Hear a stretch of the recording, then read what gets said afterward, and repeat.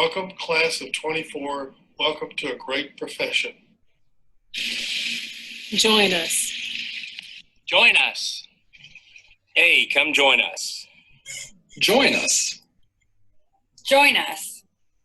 Be part of the change in healthcare and medicine that you want to see. Come join us.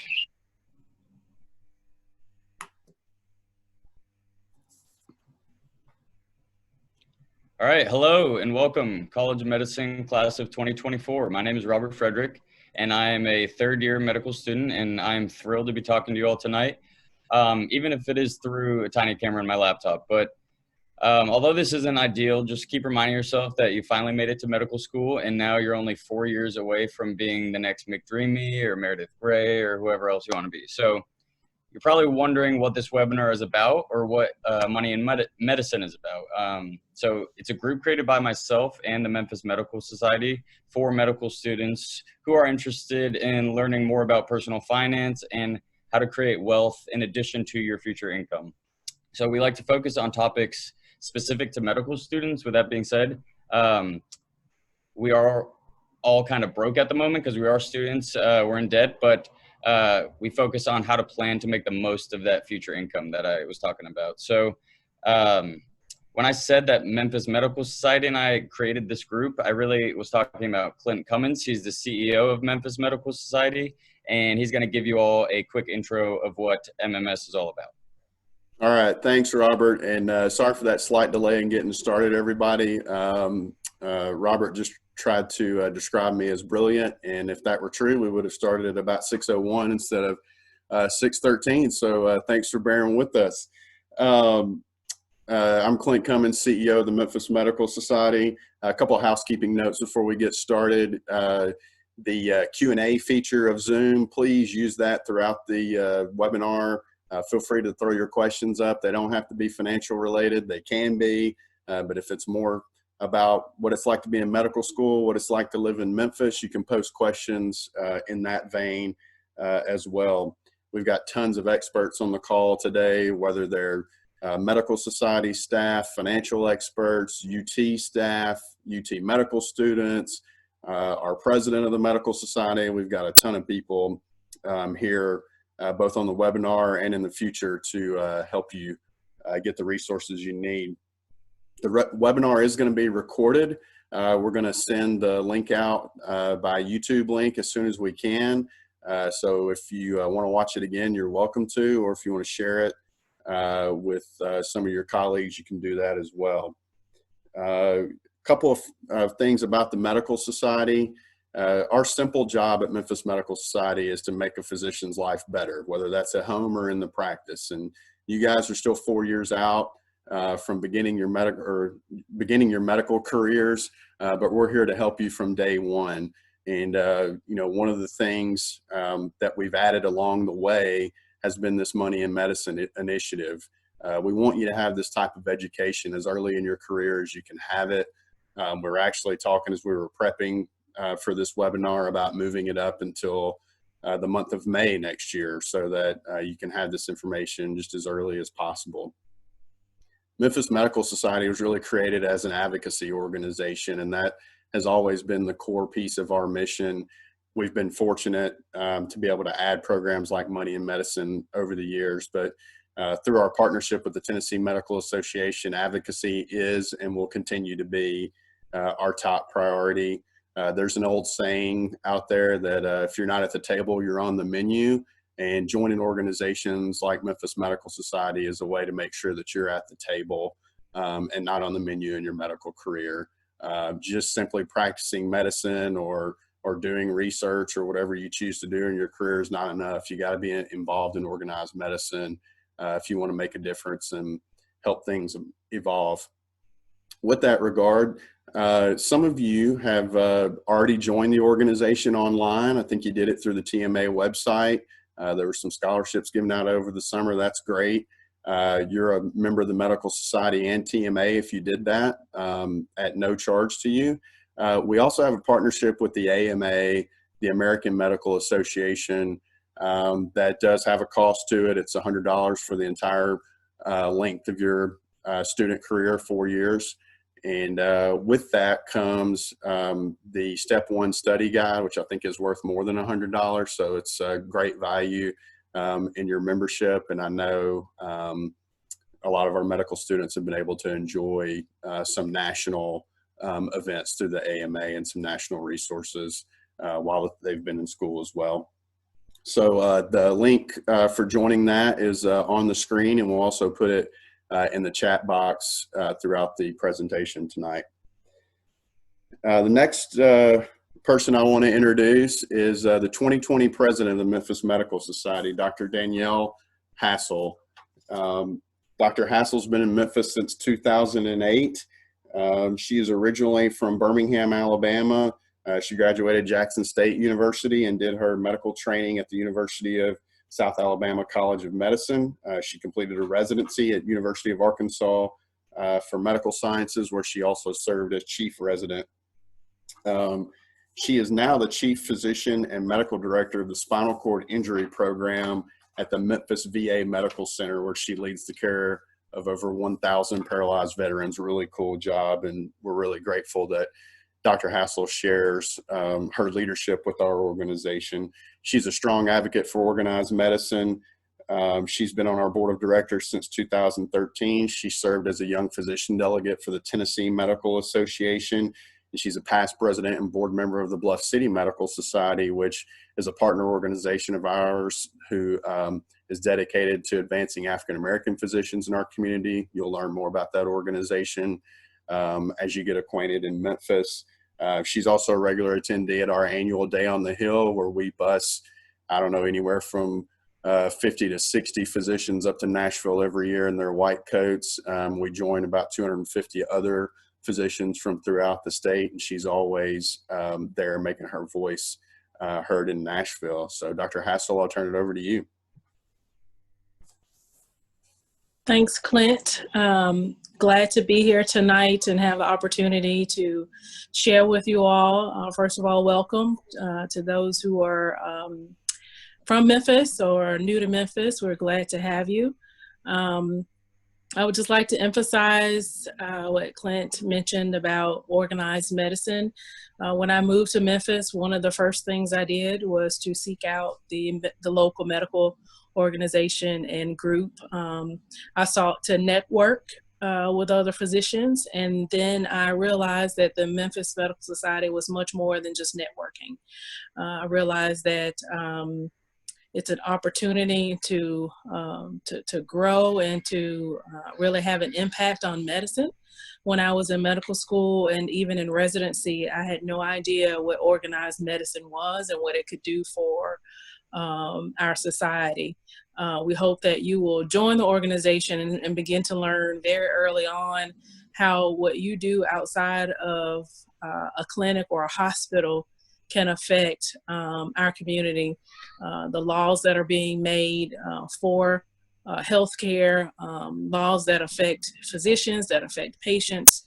And there's no better advocate, there's no better voice for healthcare than the physicians on the behalf of ourselves and for our patients.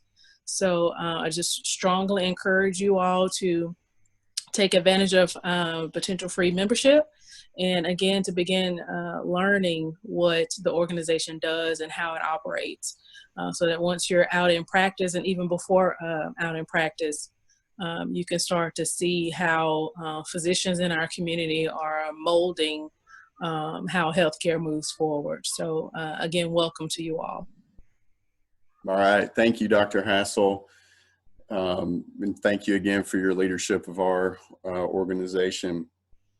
All right, I'm going to introduce our featured speaker, and I'm going to put the pressure on. We could have invited just about anybody to do this presentation today. There, as you will learn in your medical career, there are an unlimited number of financial professionals who would love to do business with you and have your banking relationship and help you plan your financial career. But we picked Daniel for some specific reasons. One, he's got a lot of experience in working with physicians, and we've seen him present before and know he does an excellent and dynamic job with delivering this information. So No pressure there, Daniel.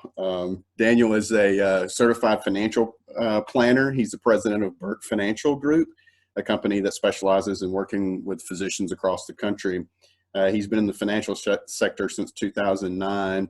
He's been partner at a Fortune 100 company, named Partner of the Year there. In 2016, he became a member of the $1 Million Roundtable, which is an industry-wide organization recognizing the top producers in the world. After gaining this valuable expertise, he decided to start his own financial practice designed around working with medical professionals. He grew up in Middle Tennessee and earned a degree in finance from the University of Tennessee Martin. Go Skyhawks. He's got a certificate in financial planning from Belmont University. He lives in Nashville with his wife, Liz, who's a psychiatric nurse practitioner with her master's and doctorate from Vanderbilt University. So very medical-centric family there. In April of 2018, they welcomed their first child, Hudson Patrick Burke, into their lives, which made Daniel excited because it added a tax deduction to his family. Come on, man, there's more to having kids than that. And if Daniel's talking today and he just bolts all of a sudden, it's because any day, any minute now, they will be welcoming their second child into the world. Liz is due this week. So Daniel, see if you can live up to that presentation, my friend.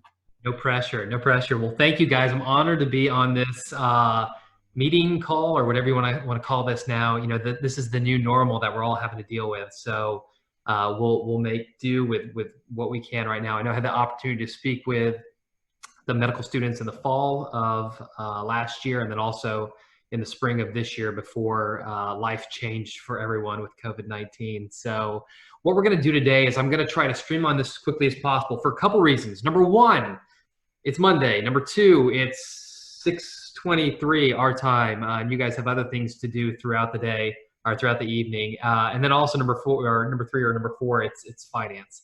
And I know for a lot of you, that's not something that's top of mind. So what I want to do today is we're not going to get into anything complex. Okay, we'll have a lot of first years reach out to us with questions on, you know, Roth IRAs and 401ks and what kind of insurances should they get and all those questions that are important, but not right now. Okay, so what we're going to do is we're going to try to dive through a couple topics that I think would be valuable for everyone on this call.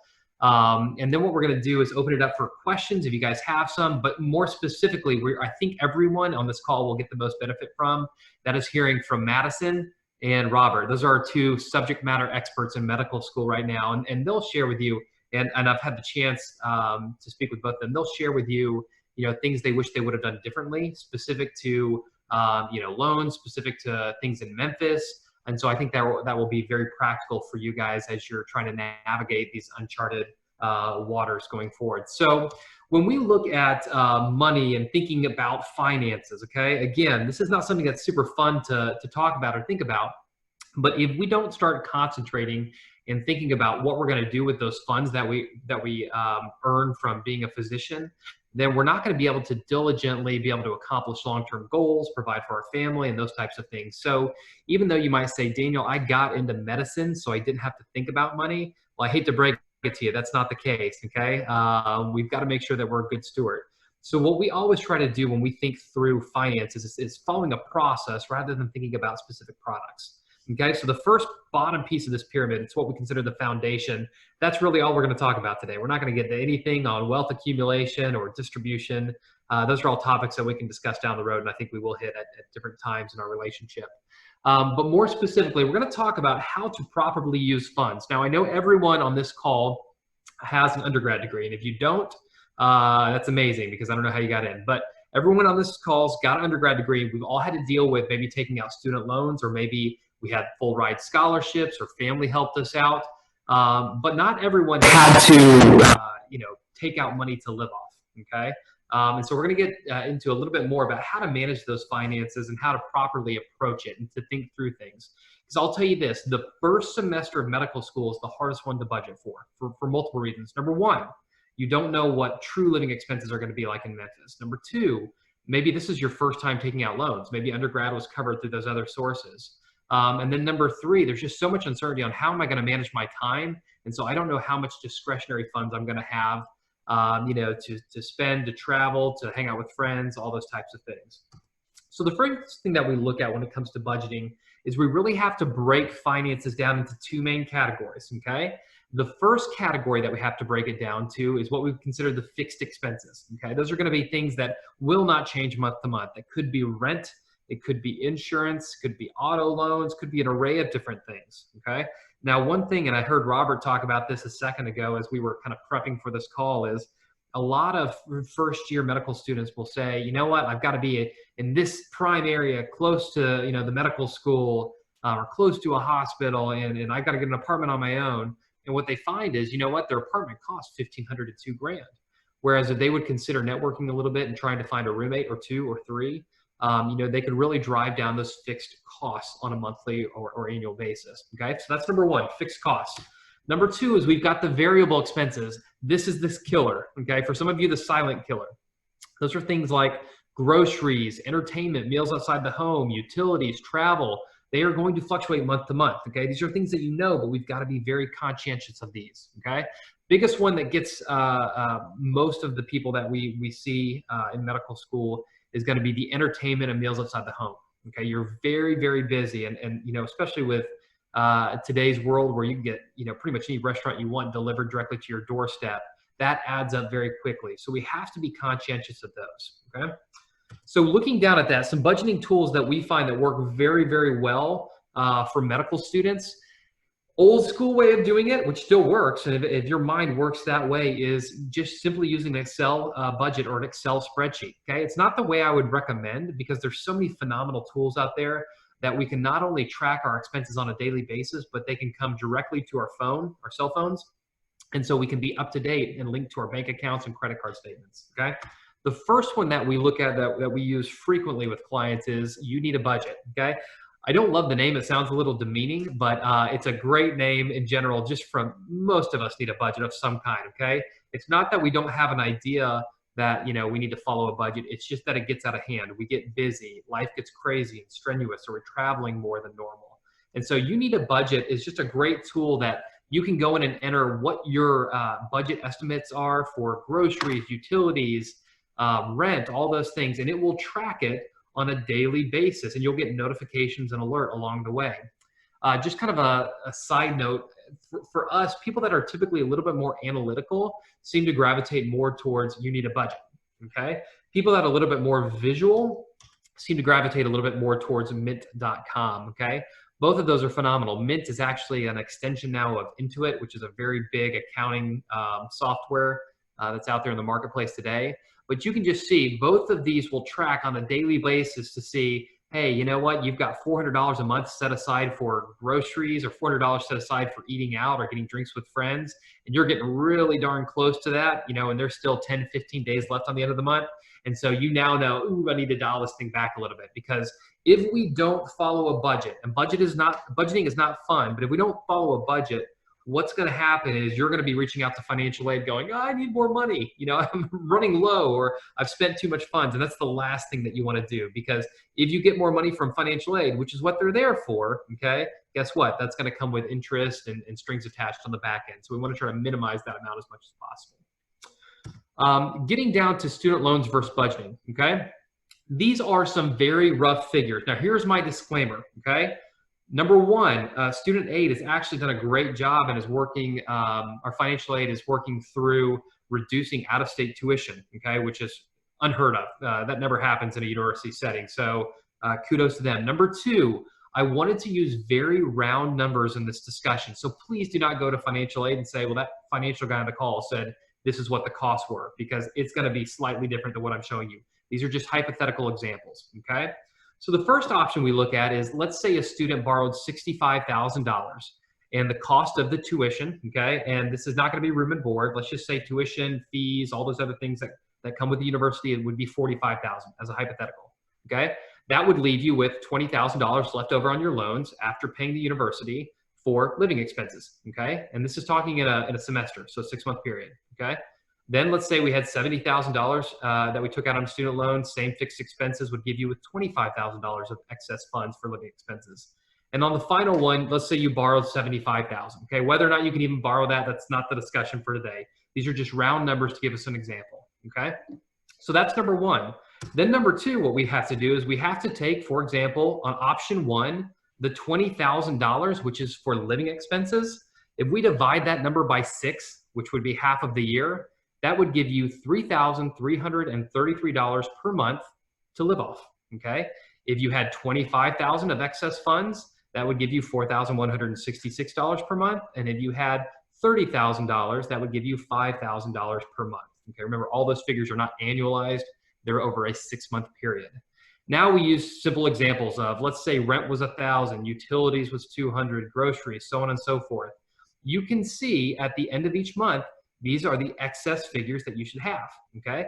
Now, when you look at this, you go, well, my goodness, I don't think I need $2,950 per month of excess money. And I would agree, if this is your example, you don't need that much excess cash flow, okay? And I'll let Madison here in a second talk about that. But what you have to do initially is, going into medical school, you really need to focus on all of these letters in red: the rent, the utilities, the groceries, the entertainment, and try to figure out what your budget should be going forward for the next 6 months. Then what that allows you to do is that lets you know, now this is how much money I need to borrow on my student loans. What most students do is they'll just borrow $65,000 or $70,000 or $75,000, and they just spend whatever they got because they thought, well, that's what I was allowed to get, so this is what I'm going to spend. And I'll tell you, and you'll see here in a second, that's a very flawed way of thinking about it. Now, again, this is so hard to do for your first semester of medical school because a lot of these expenses you just don't know. So if you feel like maybe you borrowed already a little too much, or you're still in the process of making that decision, please do not stress. All these numbers are not meant to get you worried or provide anxiety about your finances. It's simply to enlighten you so that you can start making very educated decisions. And so remember, reverse engineer that number, figure out what your expenses are, and then that will allow you to know how much that you need to borrow on a monthly basis. And those numbers will change semester to semester based upon, some variable costs that might come up. For example, you might go through a process of interviewing in year 4 for residency programs. You're going to have more travel expenses on that semester. So those are some things that you have to think about and talk with your peers. So why does this matter how much I borrow today? Okay, this is going to hit home a little bit for you guys. Again, not to disturb you, just meant to enlighten you, okay? If we took a medical student that borrowed $260,000 of student loan debt, and we assumed that was a 7% interest rate, okay, when they started paying that back and they wanted to pay it off over a 10-year period, not saying you will or won't do this, not saying you won't do PSLF or some other loan program, okay? This is just an example. You would be paying $3,000 a month, and the total interest you would pay over the life of that 10 years would be $102,000, okay? If you borrowed $280,000, you would pay $110,000 in interest. And then if you borrowed $300,000 total, you'd pay $118,000. So the reason we're having that discussion on, don't take out more per semester that you need is for this very reason. This is just something on the back end that you're going to have to pay back, to Uncle Sam or to a private servicer, whichever direction that you go. And so we can make those smart decisions now and even save maybe $5,000 per semester that we didn't have to take out in student loans because we were smart with our money on a monthly basis. I think it's a complete win. And Robert Madison will back that up for sure, and tell you. And on all these physicians that are on the call today, we could spend the next hour and a half saying, man, I wish I would have done this, or I wish I would have known that. And so I am thrilled that they've gotten this panel together, and having these discussions with you guys, before you even start your first day in medical school. And I think that will be a great tool going forward. One thing I did want to mention, and this is a common misconception, is if you are able to borrow, let's say $70,000 for a semester or $60,000, and let's say you get a $10,000 scholarship, that does not mean you get to borrow $60,000 plus 10. That $10,000 scholarship will reduce the amount that you can borrow. So that's something that financial aid, I'm sure, hears a lot, that we just wanted to make note of. Another thing that we see a big mistake when it comes to finances is people not monitoring what's going on their credit card, and all of a sudden those variable expenses get a little bit higher. And so that's why I think tying the You Need a Budget and the Mint.com app to your credit card will alert you on a consistent basis, so that way you're tracking it not just month by month, but really day by day and week by week going forward. Questions on that? Clint, I don't know if you want to open it up for questions or allow Robert and Madison to share their thoughts on some things.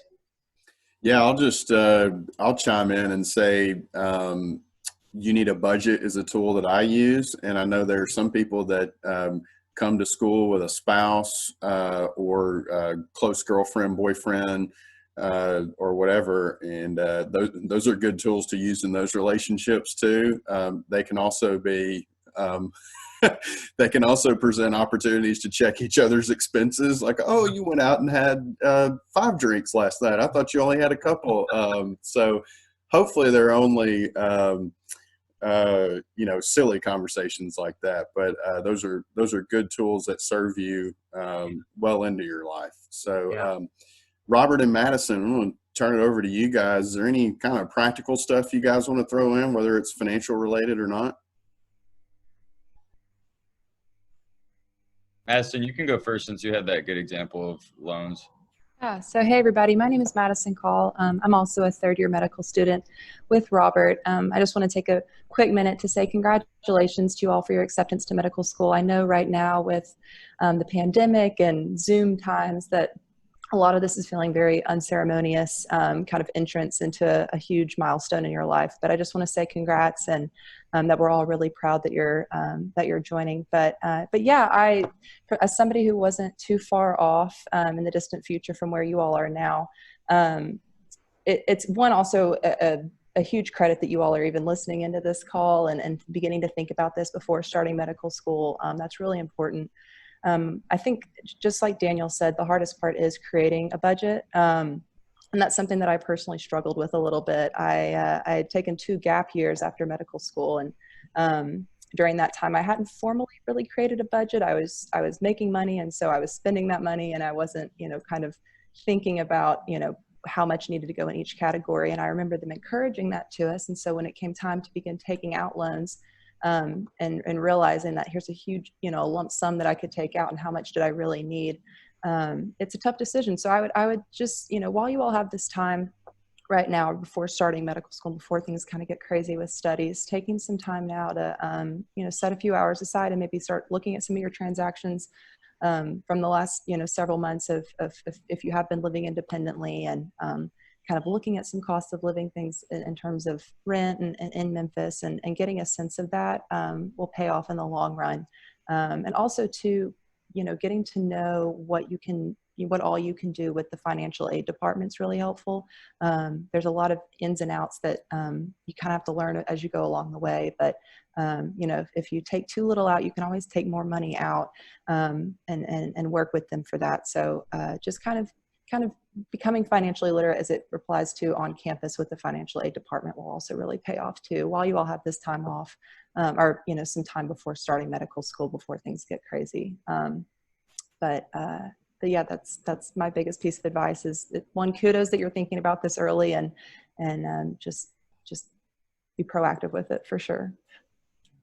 Yeah, I would just echo what Madison said, because if you guys are like me at all, I was super eager to get onto campus the summer before M1 year, even though there's no rush, like it's going to be here. It's okay. It survived through COVID, like relax and enjoy the summer you have right now. That's what everyone kept telling me, because I was asking what I should be doing the summer before M1, and they're like, just chill, like enjoy your summer that you have left. Because first year is overwhelming, because it's a new type of schooling. It's a lot of information. I'm sure you've heard all of this before.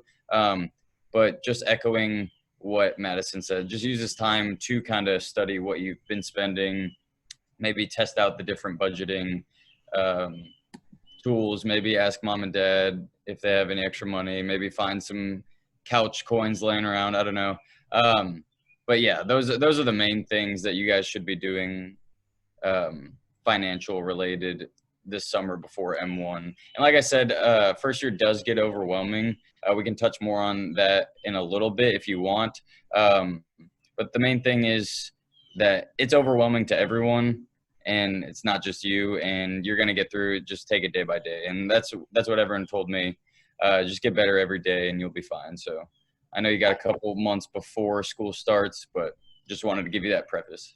And I see somebody put in the chat asking about if financial aid offers a class on financial literacy. I know that for us, they required individual meetings with a financial aid officer. Robert, do you remember that we had to do that? And you're required to meet with them one-on-one, and then you can meet with them as many times as you need. One stop is you're not coming from the UTK family. One stop is the ones it's got financial aid, bursar, registrar. It's got all the information you need in one stop, and you can go and talk to them about any questions you have. And then also this Money in Medicine series started last year, and we're hoping to give pretty frequent talks and lectures about different topics in finance related to being a medical student, being a future physician. Yeah, I remember that one-on-one with my financial counselor. I should have prepared for it more. I remember her asking questions like, so what's your budget? And I was kind of sitting there not really knowing what to say. And but using that time to, while you have a one-on-one conversation with somebody who can help you with stuff, going through with them of, okay, let's say I didn't take out enough money. How would I go about this process? Who do I need to email? Getting those contacts written down and storing those so that, let's say it's November, December, and you have, you're in your last block, you're stressed, you're not really, you're just trying to get to winter break, but you still need money. You know exactly who to reach out to. Or also, let's say the opposite, you take out too much money, what's kind of the timeline in order to be able to give some of that back now that you've, been in Memphis for a month and you're realizing how much things cost. So just, I guess, being proactive and echoing what Robert said, the Money in Medicine series that MMS has put on is just for you all and can address really any kind of topics that you want, but it's geared towards medical student financial literacy specifically. So, and I would also like to say, so we know that you have lots of different resources, and the Memphis Medical Society has this one that's very valuable because it's student driven, but within your curriculum, the AAMC has many resources, and you all should have a log on, and it has things about budget, it has things about how to have a baby in medical school and how to plan for that. It has things, what if your car breaks down? So there's lots of resources on the AAMC website, and I think we're trying to wrap you in lots of financial literacy so that when you get here, you have all the things that the Memphis Medical Society does. You'll have all the things that the medical education dean has. And then we have even more things, because we want to make sure that you don't make some of the same mistakes that we made when we went, I'll just own it. When I went to medical school, I made a few financial mistakes. And so I would like you to not do that. All right. So Dustin is back there behind the scenes as well. He is Assistant Dean for Admissions. He's posted some good links here in the chat for you guys. Thank you, Dustin. Daniel, there is a pretty good question. This kind of gets us into the 201 version of the class, but I think it's a good question. Do you recommend that medical students contribute to IRA accounts during medical school or hold off?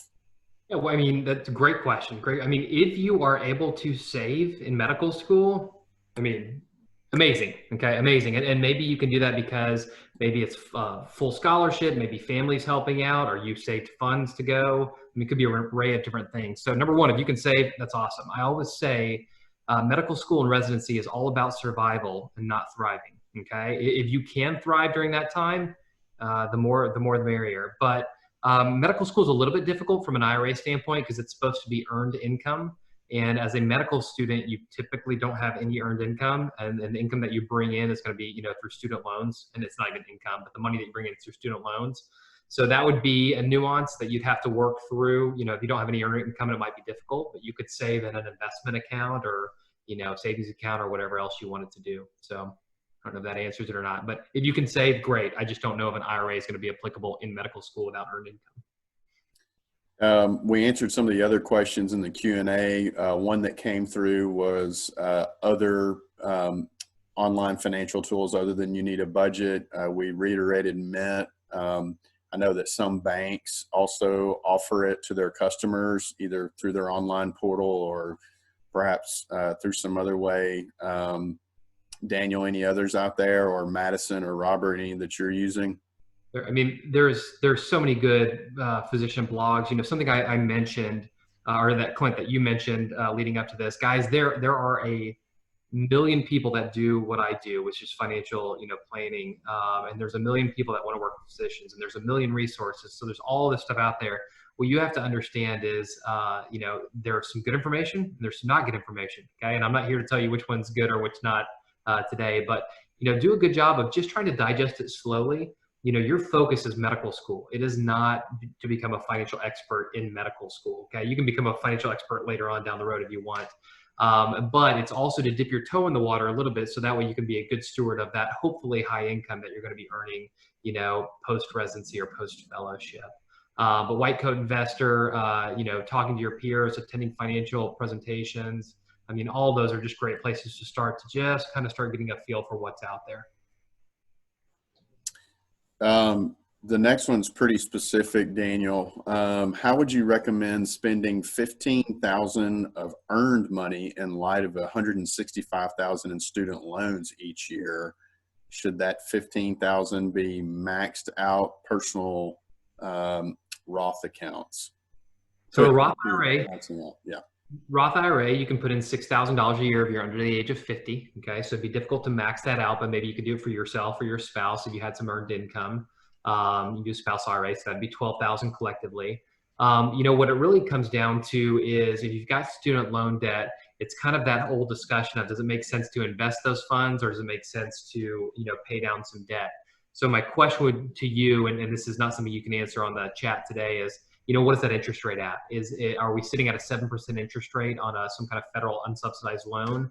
Then I'd probably look at trying to pay down some of that, you know, some of that interest, or making sure your emergency fund is in place. Because I promise you guys, everyone will experience some kind of emergency in medical school. The car will break down, the washer and dryer will go. I mean, something that you just didn't account for that you've got to cover. And so making sure that emergency fund is built up first before you start thinking about savings and investing. So it's kind of hard to answer not knowing in more details, but, you know, if it's a higher interest rate, yeah, go that route, make sure emergency fund's there. And then if you're fine with where the interest rate is on the student loans, then yeah, I mean, it's always great. Roth IRAs are phenomenal because you're getting money out of the tax system long-term at your lowest tax bracket, which for most of you guys is probably zero right now. All right, they're loosening up, Daniel. They're starting to fire away here, so I hope you're ready. I'm not telling my height and weight, but this one's really, really good and simple. What do you suggest if the person's overwhelmed by all the resources? Where do you start? You know, is there a good kind of 101 website to get people started? Yeah, you know, again, white coat's a good one. I'll be honest with you, and this is not, please don't let this get out of hand. Robert, I have been very impressed by him setting up this session with you, Clint. And so I think at some point, not everyone, Robert, sorry, your email is going to have like 50 messages here in about 5 minutes, but Robert's a great wealth of information. And, you know, it's one of those things where your parents can tell you what to do, but then someone that's not your parent tells you what to do and you're like, oh, that's amazing. And it's the exact same information. So Clint, you could tell him something. I could tell him something. Dr. Womack could tell him something. But coming from Robert, I think it will fall on much better ears because he's living it. Same thing with Madison. They're living it. They've been through it. They know those nuances. So I would start there and ask them some questions, you know, and again, you know, attend the financial sessions that you can throughout, you know, the 4 years of medical school, and just don't try to eat the elephant one bite. Just take, you know, slow bites along the way. Yeah. And I'll just say off of that, if you come to me and I don't know the answer to it, I'll triage it and I'll get you to where you need to go on to solve whatever issue, whatever question you have. So yeah, great resource you guys have there. There's some good written answers in the Q&A box as well, so I want to make sure everybody sees those. Tammy from the Financial Aid Office has done a good job of answering a couple. And to the note about one of the resources Daniel mentioned was White Coat Investor. One of the things we're striving to do is to get as many students as possible a copy of one of the White Coat Investor books, because that a lot of times is a good place to start, and it includes that, you know, little bit of detail that is relevant to a physician or someone training to be a physician. Thought I saw another one come in the chat. There was, this one says it was mentioned not to have $2,900 extra dollars left over after monthly expenses. What's a good amount to have left over for emergencies? Depends on how good you are at tracking your budget. So if you're someone that, you know, just kind of sticks your head in the ground when you get your money and then 6 months later pulls it up to try to see how much you have left in the bank account, you know, I would say try to have as, you know, little as possible because you're not tracking it. But I think Madison, to her point, trying to do the budget now, but you need to give yourself some wiggle room. So you don't need to have a budget that's zeroed out. So for example, if I go back, see if my slide, my presenter will go back here. So if I go back to this kind of simple breakdown, so $2,900 per month, if it gets down to where this is zero at the end of the month and you're like, man, I hit the nail right on the head, you actually undershot it. Don't do that. You need to, I would say, have at least probably $500 a month of discretion. Okay. I think that's a good, healthy number at kind of a minimum. Maybe 1,000 would be okay. Again, you can talk with financial aid, Tammy, and she might be able to give you a better idea of, when you can return those excess funds if you find out you don't need them, so they don't start accruing interest. That would be a good thing to look at. But I would say 500 to 1,000 per month would be a good number to shoot for. Robert, Madison, what do you guys think about that? I mean, you guys have lived it. I have not.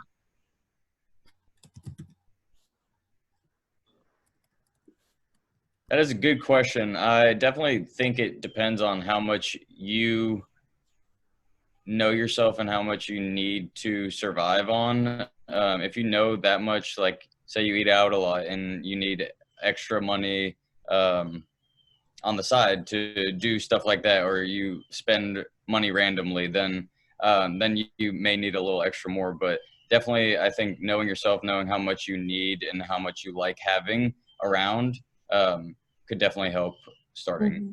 Yeah, and I would echo that, I don't feel the pressure to have this all fine-tuned before you come on campus. And, this is something that I learned a lot about my own spending, specifically within Memphis, because this was my first time living here during my first semester. And so this is something that, you can kind of fine-tune along the way. And as long as you're kind of thinking about it on a continual basis, it's something you're going to get smarter at as you go along. But don't feel the pressure to have it all figured out, before August in terms of, I need an exact number and I have to stick to that for the next 4 years. It's something that can change on a semester basis.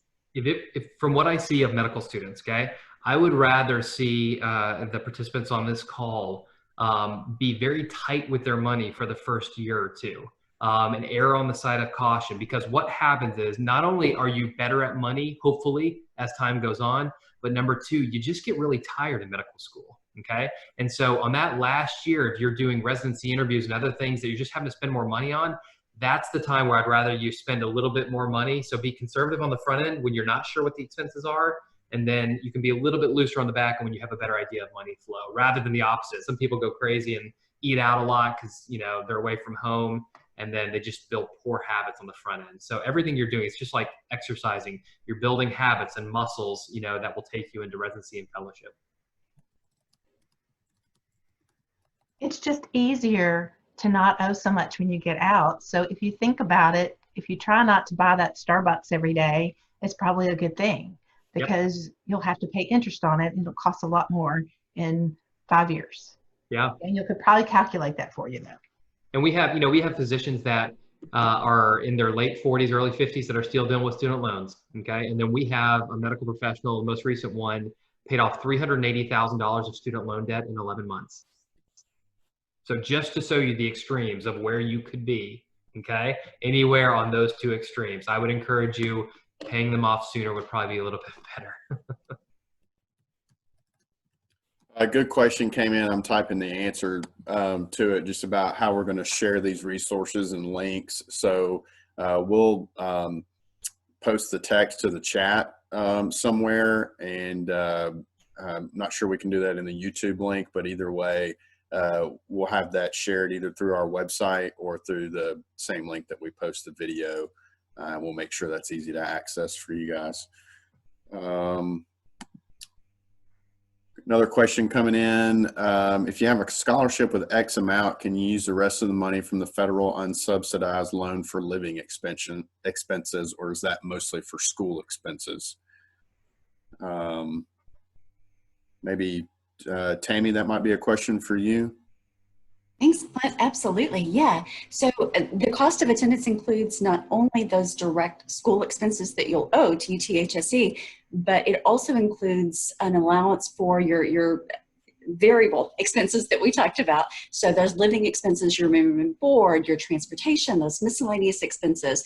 And so you can use that unsubsidized student loan in this example up to the cost of attendance to help with those variable expenses. That's a great question. Great. Not seeing a whole lot more questions, so I threw a email address there into the chat, info@mdmemphis.org. If you don't want to bombard Robert's inbox or Madison's inbox, you're welcome to. Sorry. You're welcome. You're welcome to send an email to that address, and we'll get the question answered for you. And in that same spirit, I hope we've conveyed, our job is to really cater this program to you. And, one of the benefits of a small, nimble organization like ours is we can make changes on the fly. And I think Robert and Madison will be the first to tell you that, anytime they have suggestions, we take them to heart. So whether that's about this presentation specifically, money in medicine overall, or how you think the medical society can support you as a medical student, I hope you won't hesitate to reach out, because that's something we pride ourselves on. And especially now, we're not going to be able to necessarily host as many live events for you. Normally when you come to campus, we host this really cool welcome reception.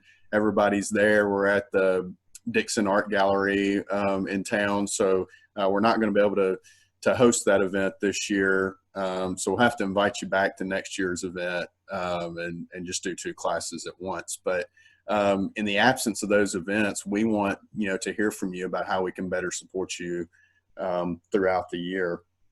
As I mentioned earlier, we've got some giveaways that we want to share with folks that attended the call. We're going to stretch those out throughout the summer. It's going to be a combination of financial resources like the White Coat Investor book that I mentioned, and it's going to be maybe some gift cards to some local businesses, so you don't have to take money out of your own budget. You can get that Starbucks coffee with a Starbucks gift card, right, Dr. Womack? Right. And so yeah, we look forward to interacting virtually as much as we can. Dr. Womack, you're Associate Dean of Students. I'm going to turn things over to you and let you close us out today. Thank you so much, Clint. I wanted to tell all of you that I am so excited that you're coming to school in the fall. I really appreciate you taking the time to Zoom with us tonight. I want to thank the Memphis Medical Society and Daniel Burke for taking their time, and I want to thank Madison and Robert, as well as Tammy Harrison and Dustin Fulton for joining us. I hope that you found this helpful. When Robert and Clint suggested that we have this conversation, I was so excited because I really want you to feel empowered to take control of your finances. I want you to have less things to worry about when you get to school. It's just, I'm not sure I worried that much about it when I got to school, and I borrowed a lot of money, and that was okay because I was able to pay it back because I'm a physician and physicians make an okay amount of money. But it probably would have been better for me if I borrowed a little bit less. So I'm hopeful that you learned from this. My door is always open. Financial aid with TME has been so helpful, and they will keep you informed. And lastly, I just want to say how much I appreciate the Memphis Medical Society being our partner.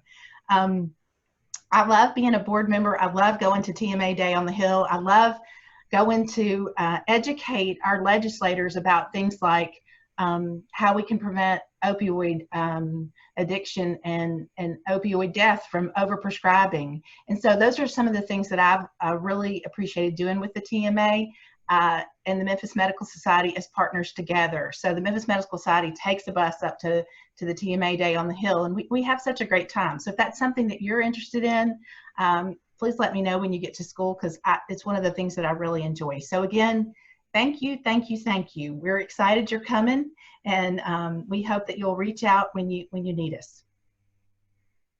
All right, guys, don't forget to join. Don't forget to send us your feedback. Thanks to all the panelists for joining us. Really appreciate it. I hope you guys got a lot out of it. Have a good evening. We're out of here right at an hour, so that's always good for a Zoom meeting. Y'all have a great night, and we'll see you when you get to Memphis.